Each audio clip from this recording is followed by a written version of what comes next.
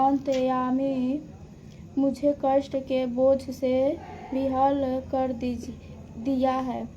क्या कोई ऐसा उपाय है जिससे इन कष्टों से छुटकारा मिल सके? तुम्हारा प्रश्न अति उत्तम है द्रौपदी।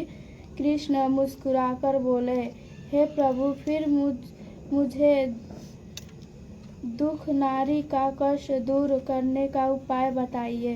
द्रौपदी ने पूछा। यह प्रश्न एक बार पार्वती जी ने शिव से कर दिया था।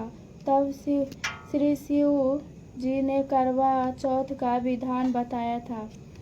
फिर प्रभु करवा चौथ की जानकारी मुझे भी दीजिए और उसकी कथा कहिए। तब कृष्ण ने एक पल सोचने के बाद कहा, दुख सुख जो सांसारिक माना जाता है, प्राणी उसमें सदा ही लिप्त रहता है। मैं तुम्हें अति उत्तम करवा चौथ व्रत की कथा सुनाता हूँ, इससे ध्यान से सुनो।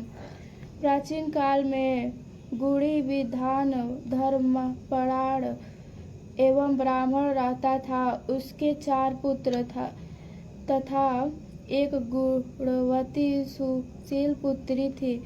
पुत्री ने विवाहित होकर चतुर्थी का व्रत किया, किंतु द्रौपदी से पूर्व ही उसे क्षुधा के बाध्य कर दिया।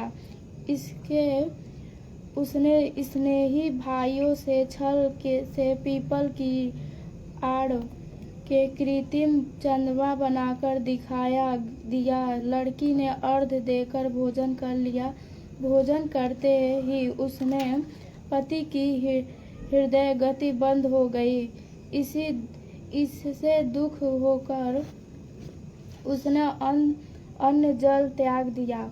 उसी रात से इंद्राणी विचरण करने आई। ब्राह्मण पुत्री ने उसने अपने दुख का कारण पूछा। इंद्राणी ने बताया, तुम्हें करवा चौथ व्रत में इंद्र दर्शन से पूर्व भोजन कर लेने से यह कष्ट मिटा है।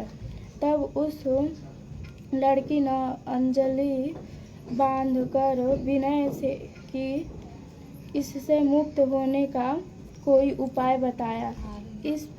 इस पर इंद्राणी ने कहा, यदि तुम विभिन्न पूर्वक अगली करवा चौथ का व्रत करो तो तुम्हारे पति पुण्य जीवित हो जाएंगे।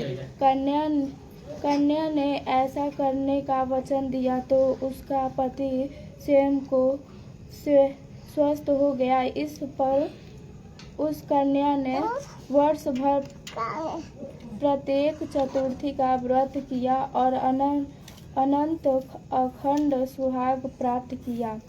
श्री कृष्ण ने कहा, हे द्रौपदी, यदि तुम इस व्रत को करोगी तो तुम्हारे सभी संकट टल जाएंगे। इस प्रकार द्रौपदी ने यह व्रत किया और पांडव सभी क्षेत्र में विजयी हुए। इस प्रकार सौभाग्य पुत्री पौत्रादि और धन्या की इच्छुक स्त्रियों से यह व्रत विभिन्न पूर्वक करना चाहिए। इस व्रत से भगवान